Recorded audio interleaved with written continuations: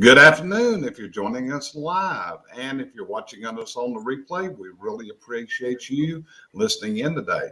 This is the Chimney and Fireplace Success Network, sponsored by CBC Success Group. And your three people on the show today are myself, Jerry Eisenhower, Brandy Biswell, who's also one of our coaches and has a lot of expertise in certain areas, and Cheryl Eisenhower. And today we have a really interesting topic, because if you are an employer, you are a manager, more than likely you're faced with that challenge of hiring people.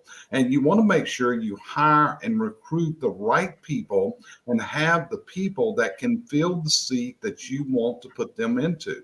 So we're going to talk today about a system for doing this, of building what we're going to call a profile for success. So Brandy, what would you say about today's topic and what we're going to be talking about?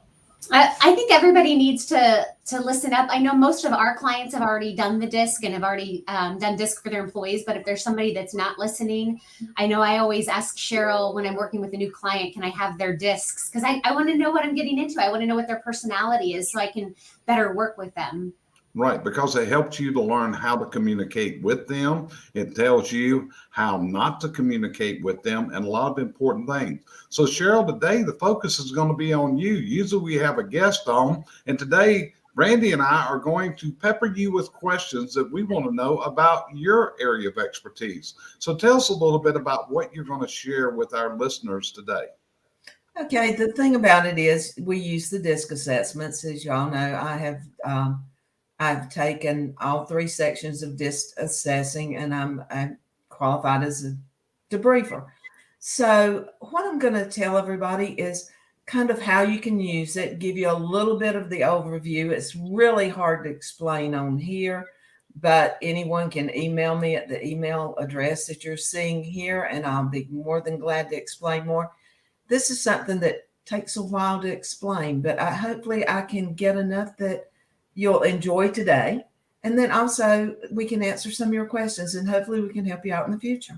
That's it. So we're going to start our intro music. We'll be right back and get started with today's subject matter, which is how you build a profile for success with the people that you hire and also the people that are on your team presently, of having the right person in the right seat. So stick around. We'll be right back.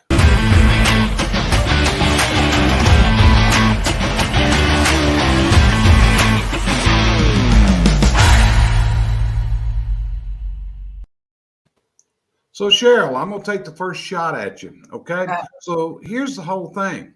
Doing these DISC assessments, is this something you've just done a few of, or how many, since you started doing this, how many individuals have you DISC assessed at this point in your career? I actually looked to figure that up last night because I was curious. As of today, I've done 463, not including the 10 or 12 I did during my training. Okay. So excuse me, you've done 463 of these, and these are for companies that we work with, or some companies outside, such as you've done it for stone companies, you've done it for distributors, and different types of things is what you've done. So Brandy, what would you ask Cheryl at this point? Yeah, I guess could you just explain to us a little bit about like your education, like what you went through to become DISC certified? I know you've been all the way through the entirety of the certification, all three levels or however you want to call them. And I think that's very important. Can you tell us a little bit more about that? I know you've shown me one of your books and it's like huge. Believe me, there's a lot to learn. I've probably at this time got over 60 hours of actual training, and then not including monthly trainings that I go through. You'll never learn it all. There's no way. Even my trainers said they find out something new every time they do an insights. But yeah, there's three sections. It's your DISC plus, and then your advanced insights. It tells you who, what, and why you're that way. The ones you get on the internet is the who. It kind of gives you a little bit of background about you, but if you go all the way into the advanced insights, it digs into telling you why you're the way you are. Okay. The books are thick. Okay, so let's stay with that thought for a minute. So you went through level one, and level one, you're probably just looking at that front page or the first part of the report. Would I be correct about that? Pretty much. So you kind of get a touch on a little bit farther in. It's kind of they wet your whistle while you're there, but most people never make it past level one. Okay, so there's a lot of people that could be saying, I'm DISC certified to assess people, but they've only passed the level one part. How many hours did it take you to do level one, Cheryl? That was about 6, 7. Wasn't a long. That was not one of my longer courses. Okay, so about 10% of the training you went through was to get you to level one. Am I hearing this correctly? Yes. Okay, so then in level two, what do you concentrate when you're in the level two training you went through? The level two takes you on it. It supersedes the regular DISC. Then it takes you more into the values and into the what, not the who, the what, and it gets you through that. Now you can actually stop there. Honestly, when I send someone their DISC back, I never send them level 3, because what they need to see at that moment is what's shown in level 1 and 2. So with that being done, but it gives me insights of how to help them with the first two. Unless you know the third part, you don't have the whole picture. You've kind of got the canvas and you've kind of got the sketch, but it's not been painted yet, if that's a good way to explain it. Okay, so then you go through to level 3. And level 3 is where you're really digging deep. You're getting into the personality. You're getting into communication styles, how to talk to them, not talk to them. So by the time you've went through these 3 levels, would it be safe to say you can almost read that person's mind? I've been told that more than once. Okay. In fact, we had one of our clients, and I won't mention the name, but I remember he came back to you and told you, it's just like she's in my mind. And I've had people tell me that before. It's a good feeling, but the feeling's good because I know that it gives them some insights into their mind, not just because I'm there. Gotcha. So Brandy, what's your next question for Miss Cheryl? Yeah, part of it's more of a comment. I remember the first time I was really extremely blown away. I had hired an office manager and told you nothing about her, but I wanted to get her DISC assessed. And then you were kind enough to kind of debrief me on it after she took it. And you said, she's suffered some sort of trauma in her life. There's been some sort of trauma, or she was abused or something. And all of that was true, but I hadn't told you any of that. But you could see that through her DISC, which was just incredible. Talk to me about, because I know when I've taken the DISC, and I'm sure I'll get everything wrong on the verbiage, but I've taken the regular one, but then I've taken the values. Can you talk to me about that? The values.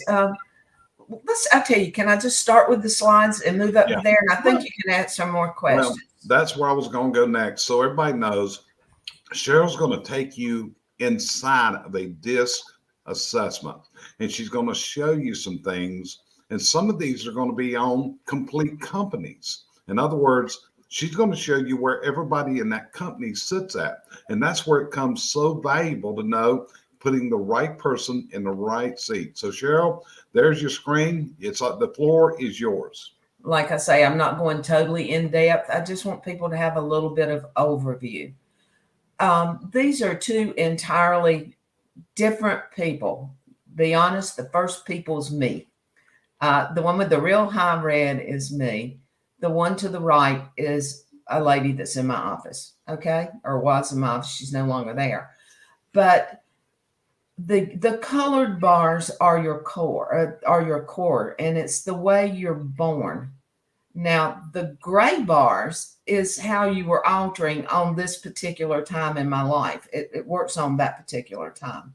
So you alter to become what you need to be in a situation, in the job that you're in. If you don't like numbers and they put you in an accounting seat, you've got to alter it. But you can alter, but always be aware. And I tell everybody this, always be aware that if you get angry or scared, you'll go right back to your core. no matter how good you are at covering it up. Now, if I stick to my core, people basically wouldn't talk to you. They'd be doing the cross sign in front of us. And if it makes anybody any more interested, the other two people on here are high D's also. And God was really good because at this point in time, 13% of people that have taken this are D's. He wanted to be really nice to the rest of the world. But your D is your demanding or your decision making. Now, high or low is not bad. Nothing in the middle is bad. It's just the way you are. I fly by the seat of my pants. I'm a 99. I don't take a lot of times to make decisions. Thank goodness I've been very lucky in my lifetime, or this may not be a good disc for me. I've been very lucky in the decisions I've made, but have they been thought through to the extent? No. The one on the right is going to take a lot of time to decide. They're going to mull it over. They're going to make sure that the I's are crossed and the T's. And that's why I need them as an alternative to myself, because I need them to do the minutia that I don't have or want to do. And then your yellow bars, that is your communications. Anything above 50 is fairly talkative. They're fairly open to people. They don't mind being the first people to walk up to you and shake someone's hand. Like a CSR, you want them to be a higher I because you want to have them be able to talk to people. But you don't want to have them blowing it out the top either, because they don't know when to be quiet. Now, the person in my office is not a CSR. So I don't need a high I in there. I need someone that actually is a quieter person, and they have time to think, and they can work, and they can do the minutia, the paperwork, the book work. Your S, that's your stability, or another word, partly speed. As you see there, the higher you are, and it's not slower as in running, it's being more methodical, and as they're doing in the D, thinking through things and not rushing themselves. Me, on the other hand, again, I fly by the seat of my pants. So mine's a lot lower. I've got 10 projects started at once. They'll all get done, about half of them by my secretary. Okay. I love making the project up. I'm not as good as she is at finishing them. And then when you get over to the C, that works with your perfectionism. If I have got a gas installer, I have a lot of people on here that are watching their chimney service or gas techs. You want your gas techs extremely high in a C because you want them perfect at everything they do. Now, that's just kind of touching on it, but that shows two total extremes. Now, other people fit in the middle here somewhere. Rarely do I see two exactly alike. Honestly, you have to have some exact or it wouldn't work. And then, excuse me, let me change my screen. After we do the core value, the core, which is actually the disc, this is the values page. It tells you how you are at a particular time, basically. Now, the colored bars in the other slide rarely ever change. Unless something catastrophic happens to you, you'll be the same way in 10 years. And the gray bars, they adapt to create the person that has to be there in a particular situation. Takes weeks and months for those to change, but they will alter as you change in life. These can change relatively fast, not in a moment, but in a couple of days. They give you the altruism, that's your work to home balance. Again, this is mine. Jerry and I both are without children at home. There's just he and I. He's a workaholic, so I spend a lot of time working. I'm not, I'm through decorating my house. I'm through doing a lot of things. The grandchildren are grown, so work is what I do. So that's why I'm as low as I am. Then you've got your economic. That's money and it's competition. I'm very competitive. I used to be the one that I took before this. I've taken several. The one that I took 2 years before this, I was like a 90 something or blue. I tried to find it, but I just picked up the last one I had. But I'm not dealing directly with my business anymore. So I don't have to do anything except watch the bottom line. And I've passed the years of playing softball, so my competitiveness has dropped down. Now, your individualistic is how you are with yourself or with someone else, and how it's balanced. The squares that you are seeing, that's 68% of the people across the United States. So I'm ahead in both of those. The red is your political. That's not politics. That is leadership. If you're going to hire somebody high in your company, you need their leadership to be high. So that's one thing I watch. Altruist, that's your trust factor. It's not that I don't trust people, and most people are not this low. Something could have happened that day when it was going on that we could have been going through a rough time. Again, these will change up. I like taking one of these about every 2 years. It's good for me. Then you have your regulatory.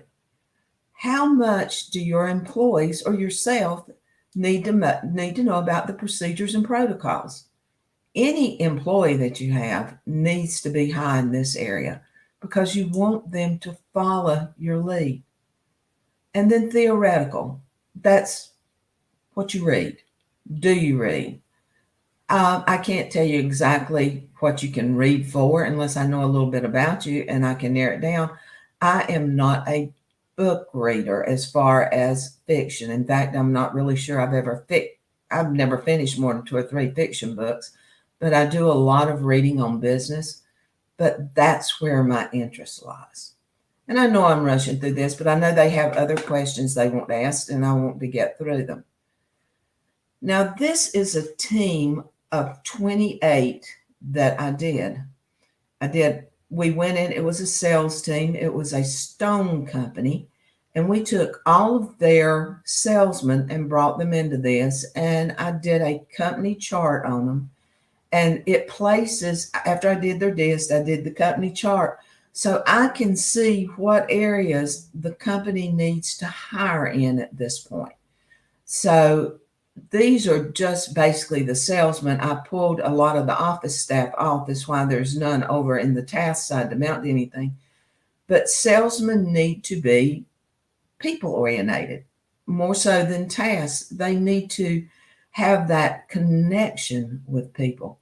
Now, if I'm looking for a CSR person, I need them more over into the task side where the one sits there. But that's why I enjoy doing the company ones. It really tells you why things are not happening in your company like they should be.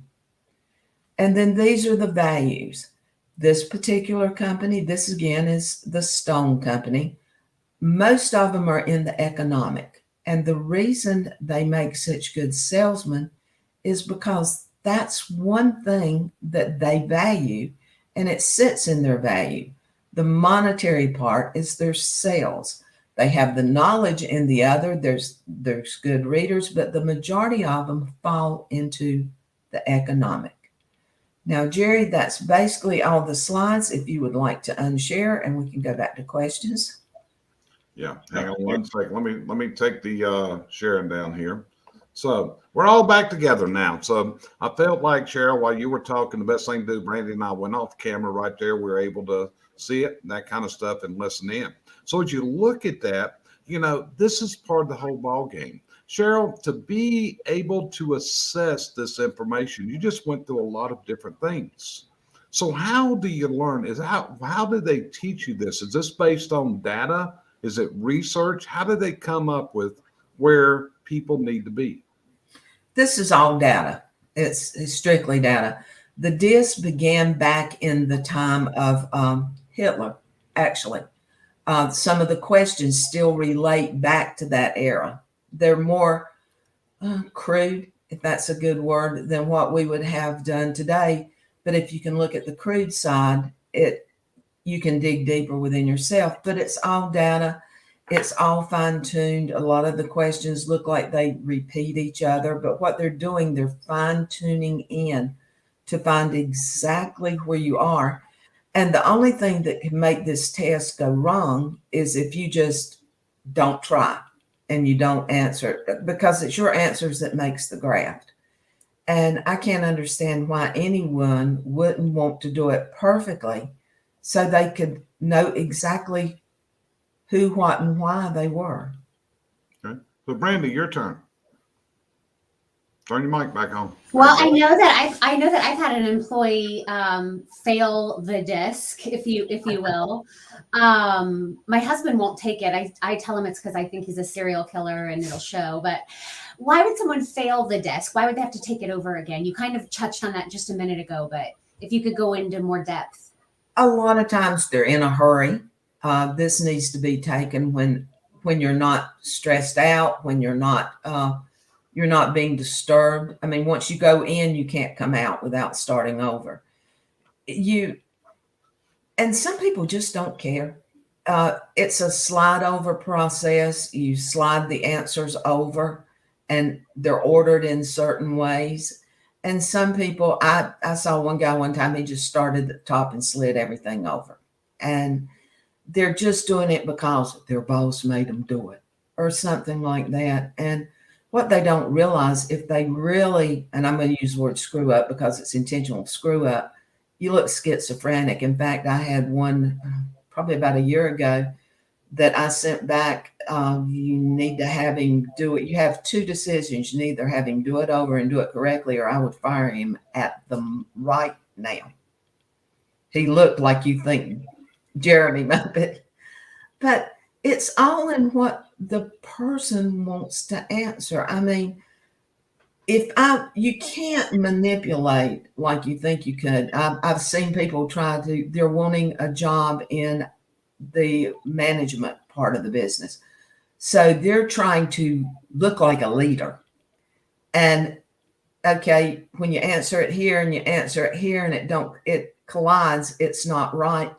And you can't manipulate it to a leader. In fact, you'll pull yourself off. So answer them correctly. Even if you don't have high leadership marks, anybody can be a leader. It just it's harder for some people. Some people just naturally do it. Some people have to work at it. Right. And Cheryl, one of the things that we learned when you started doing this, it actually answered questions for both myself and Brandy because we both took the test. And like you said earlier, all three of us are what's classified as high D personalities, which just like you said, a very small percentage of the population is a high D. But one of the things is, and Brandy and I both do this, and you do this also, we actually work very hard to suppress this personality.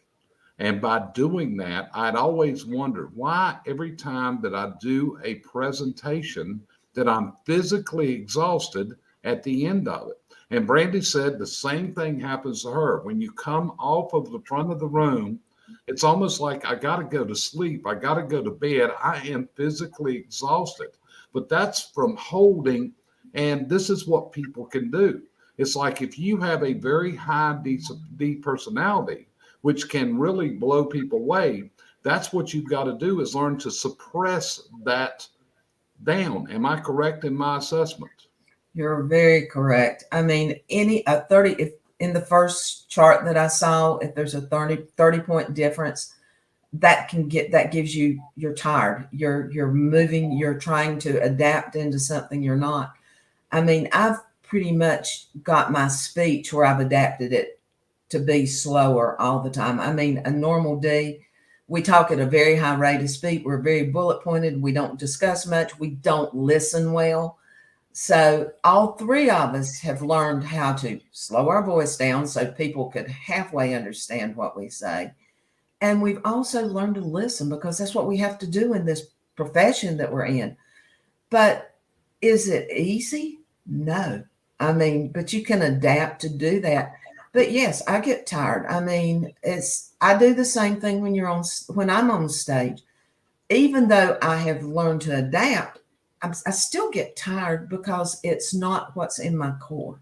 Correct. In our group coaching calls, when we're doing our group coaching, this is one of the things. And Brandy, you probably go through this just like I do. It's like you want to just blurt it out. You're sitting here. And in our process, in our group coach, one of us facilitates that meeting. So the other one has got to hold their hand up to speak. And it's like, let me talk. This is eating me alive. So Brandy, next one to you.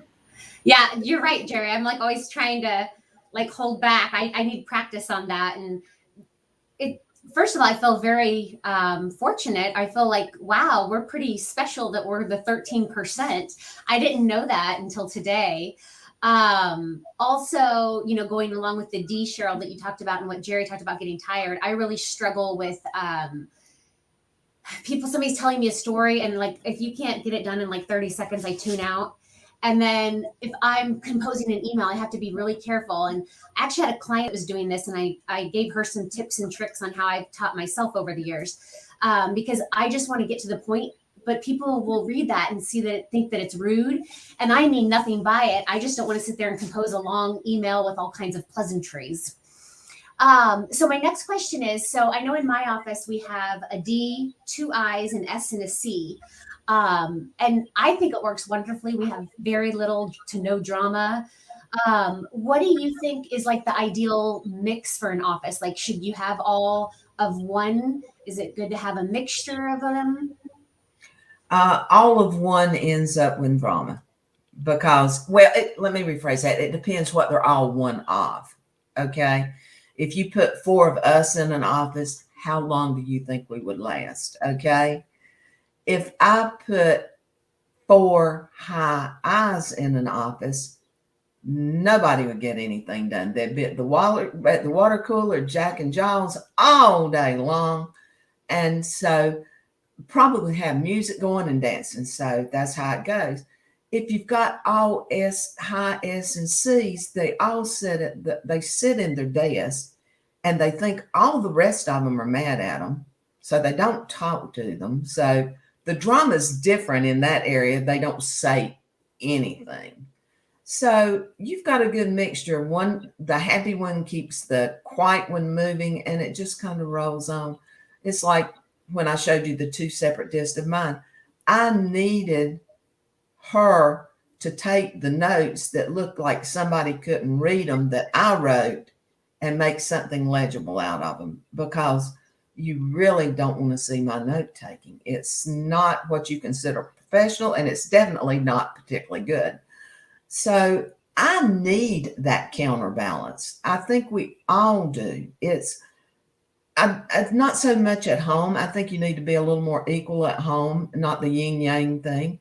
But in an office, you've got to have somebody has got to do the minutia. Somebody's got to make the decisions. Okay. And so the more diversified you can get it, the better. That's my notes. Like I do like more like mind mapping. They're awful. Yours are good compared to mine. Right. But this brings to mind a question for Brandy. Brandy, when you implemented the software, you had one that was just super in this new software. What is she? What's her disc reading? What is she high? She is an off the charts I. Like, she's literally like 99 I. Okay. Now my assistant, my executive assistant, she's an I, but she's like, her C is just right there below the I. And I remember before I made her my assistant, I called Cheryl and had Cheryl just take a look at her disc to see like, hey, do you think she would be a good fit for this position? And so I kind of like that she has that high C too, because that attention to detail is important to me since I don't have it.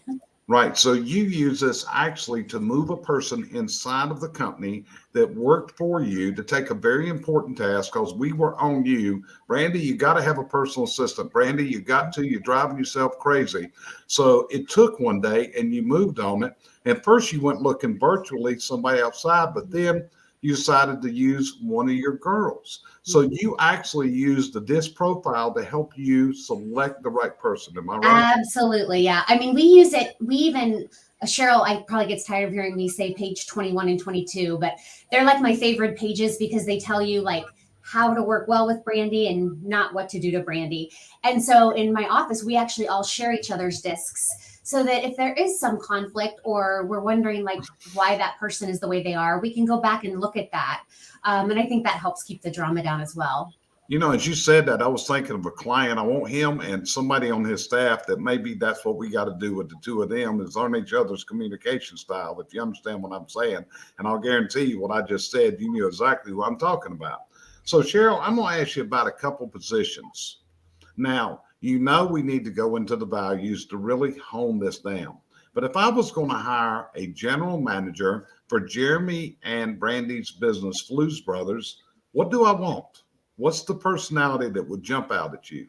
Again, I'm going to pull this strictly off the D and or off the back or regular disc part. Again, would I go in a lot deeper than this? But if I was just looking, you said a general manager. Yes. I would want a fairly high D because I would want him to be able to make decisions. I would want a fairly high I because he needs to be able to talk to his staff. He needs to explain to them what's going on. And then he needs a mid S and C. He doesn't need to know all the idiosyncrasies, for lack of a better word, but he needs to know enough that he can work with his people. And But he's kind of a balance. so when you say that, they would be in that 50 range, 45, 55 in there. Floating in there. Gotcha. Now I want to hire a CSR, a dispatcher in my office. What's this person's predominant behavior pattern? I would probably say low to mid D, well over a 50 I because she needs to be able to talk.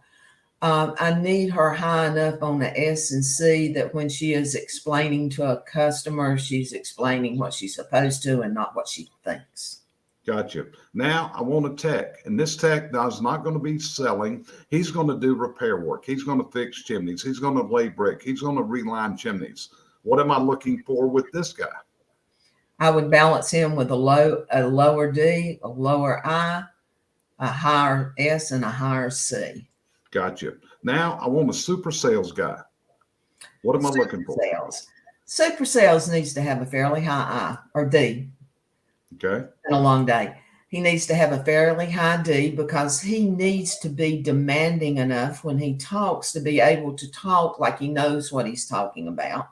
He needs an above 50 I because he has to communicate. The S and C, basically, they can be fairly low. And the reason I say that is because he doesn't need to know. He needs to know the knowledge. He doesn't need to know the details. Gotcha. Now I want someone to run my warehouse. I want everything kept in order. I want my ordering done right. I want everything like this. What's this guy's makeup? He needs to make some decisions. Below 50, but not much on the D because he's going to have to make daily decisions when he makes his calls. I can be fairly up or down as long as it's not lower than 30 because he's not going to be doing that much communication except for ordering things. But he does his S needs to be fairly high because he needs to be more, I'm going to use the word laid back. He don't need to get in a frenzy to go pick up his supply or his stuff. He needs to be sure he's got it correct, which puts in a fairly high C. Okay. But in addition to just looking, if someone's just looking at that front chart and says, hey, this is a high D, high I, low S and C, he ain't going to work or he's going to work. There's more to this in what you're going through with the values and the insights. Am I correct? Very much so. And I'm going to use myself. Everybody saw my disc. Very high D, high I, dot S and C. I should be a cold-hearted pain in the butt. Okay? I should be. But I took care of my parents as they aged. I took care of your parents as they aged, along with you. And I was I think I did pretty good with it, which would not fit just my disc, but bringing my values into it, the way I cared for people and things, they came in my values. That I was able to, like you are more demand. Even though our D's are equal, you're much more demanding than I am. I am more persuasive, and that comes from my values. I might tell somebody to do something, but I'll do it in a way that basically they think it's their own idea. Right. Because both of you and I make buying decisions very quickly. I mean, it's very quickly. We either like it, we don't. If we go shopping for furniture, we probably got a sofa picked out in 20 minutes. Here's a credit card. Let's move on with life. Does that describe me and you pretty well? Me to a T. I told somebody the other day, I'm in my 70s and I have never never test driven a car that I bought. Mm-hmm. So, Randy, next question to you. I wanted to go over all those jobs that this says there as far as that goes. That's why I want to keep that together. So, back to you. What's your next one? Well, it's funny. I just had to look up. I love criminal shows. I know you guys do too. I know you watch them in the evenings. So I Googled what is a psychopath on the disc, and it says it's a combination of a high D and a high C. So now I'm like, great, I got to go see if I'm a psychopath. No. So what do you have? Well, I guess so. I recommend the disc to our clients, and I'm happy to read off of the paper, but I don't ever want to get into any more than that because I just don't know enough about it. That's where you come in. And so how important is it to have somebody that is trained and has all these hours in disc interpreting those results versus like me, who's had no training in it, and I could just be making things up?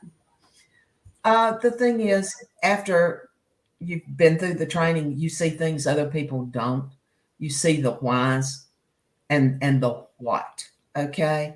You see how things intermingle together. I mean, like I said earlier, if I just look at the pictures of mine, I had no right having children almost. I had no right trying to raise them for sure. And I had no right I'm using the word raising parents. So, but if you look at it, and it almost looks like things counteract till you start digging deeper. And so to just read it and say, oh, that's me. And then what gets me worse than everybody else, they say, I'm a D. No. You're a high D. You're a combination of all the disc and all the values. And so with being a combination, you can be a high D. I'm a high D, I'm a high I. So, which I'm a DI. That's how that works. And the thing is, that's not how I perceive to people now. So if you just look at the pictures and think you've got it pugged, that pulling like I did earlier, just pulling off what and if, there's a lot of extenuating circumstances that's down below that. Right. So, Cheryl, I got two questions for you on this. Is there such a thing as a double D?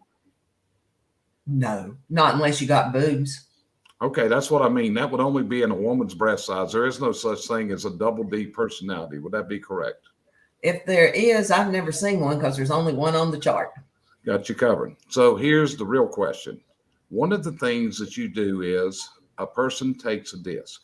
Once they take the disc, this is done electronically, and you have the results within a few seconds of them mashing the button because it's all computerized, comes to you.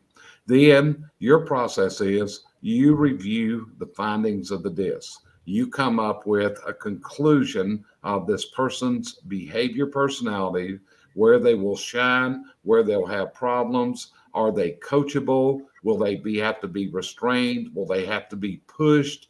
All these different things. So after you've done that, you have what's called a debriefing. And a debriefing is where it may be with one person about himself, or it could be with an entire team about his team, or it could be with the entire team in a big room talking about this, which I've seen you do all three of them. So tell us what the word debriefing means. What is debriefing? Because that's what Brandy's got to have. Even though she can look at it, just like she said.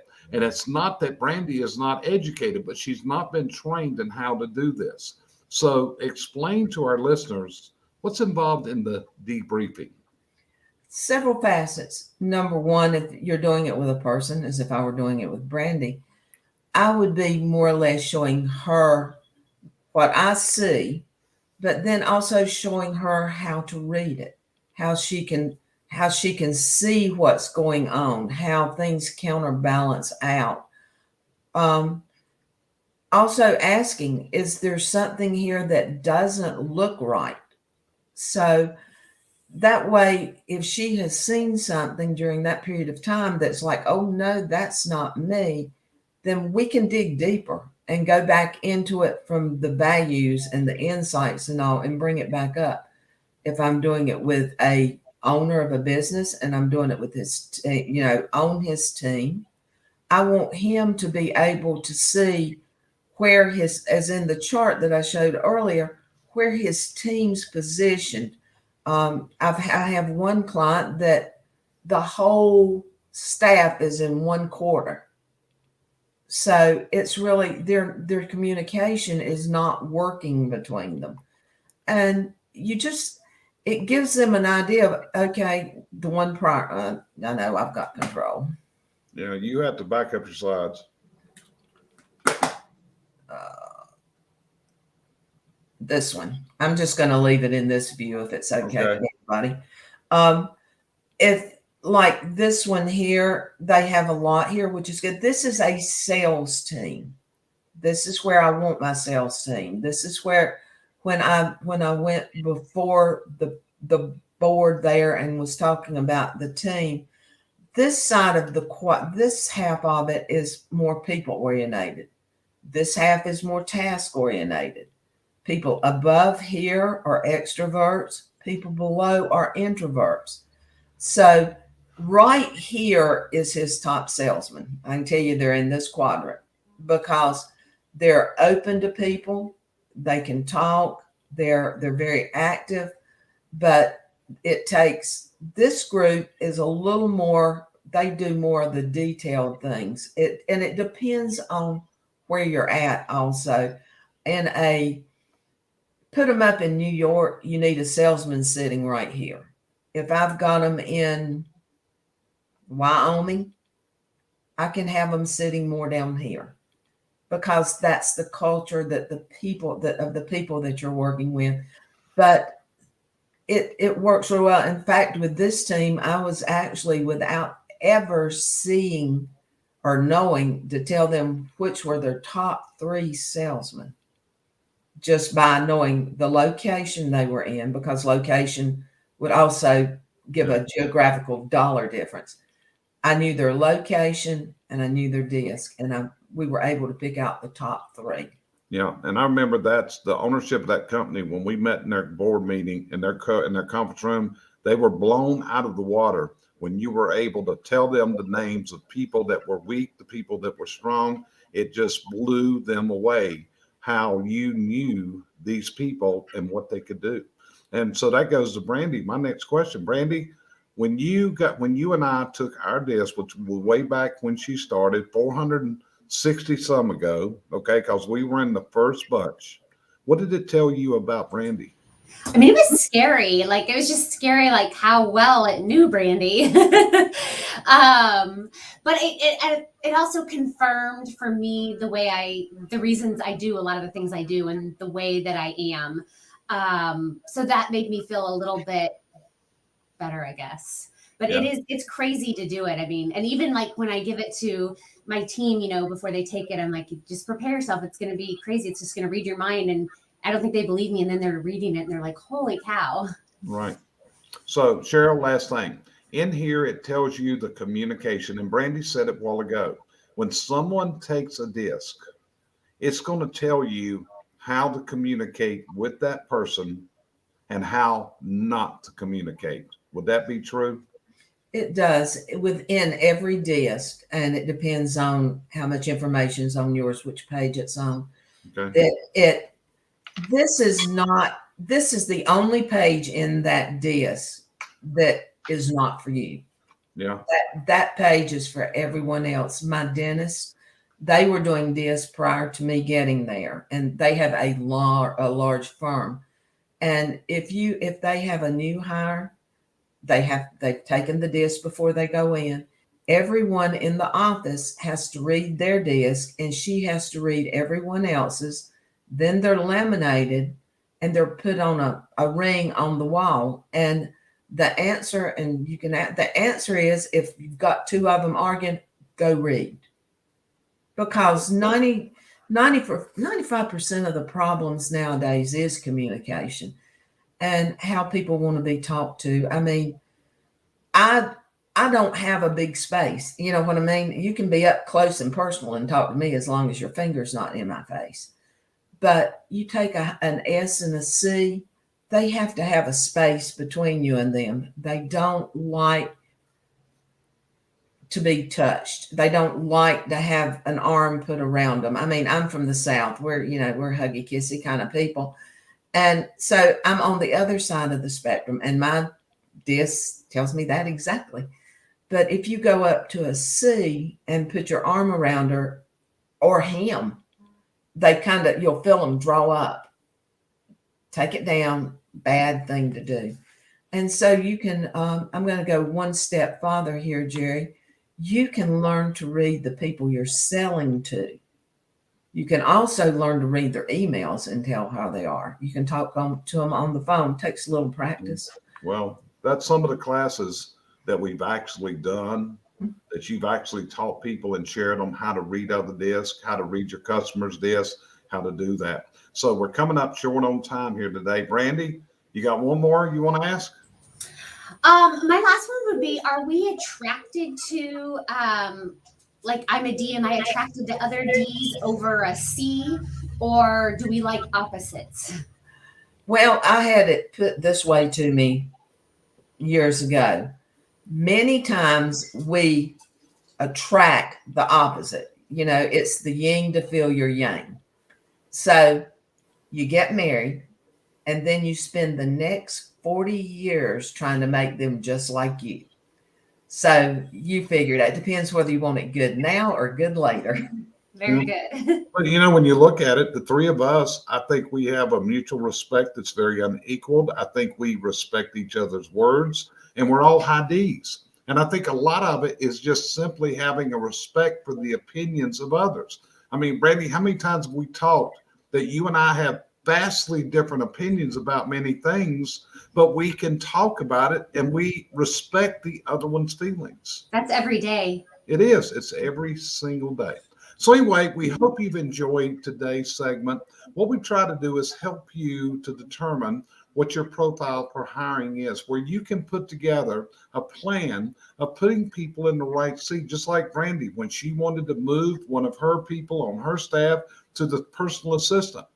To having this profiling and able to determine that this person would succeed was key in there, and she's doing a great job as part of the process. So you need to look at this. If you have questions on that, you can reach out to Cheryl. Our email address is on the screen right now. You can also go to our website and read up on Cheryl, Randy, myself, anytime, and other members of our team here. So before we go away, I want to issue an invitation. Monday morning, 9 a.m. Eastern Time, we are rolling out the CVC Home Service Success Summit. It's a virtual event. And Cheryl's going to be teaching you in that about how to put together your hiring programs. Brandy's going to be talking about how to do those rock star offices. And my God, when you look at it, we are such minor players in this compared to some of the rock stars we got coming in. When I look being on a stage with Scott McCain, Randy Pennington, Tommy Mello, and Al Levy, and you look at this, folks, this Monday is a day that can help you beat every challenge you got. So if you haven't registered yet, please go to our site. It is cvcsummit.com. Register, plan to join us Monday morning. You will be so thankful you have spent that day to work on your business. And with that, we're going to end this episode of the Chimney and Fireplace Success Network. As always, we appreciate it. Is truly an honor, it's a pleasure, and it is a privilege to be able to speak to you like this every single week. So join us next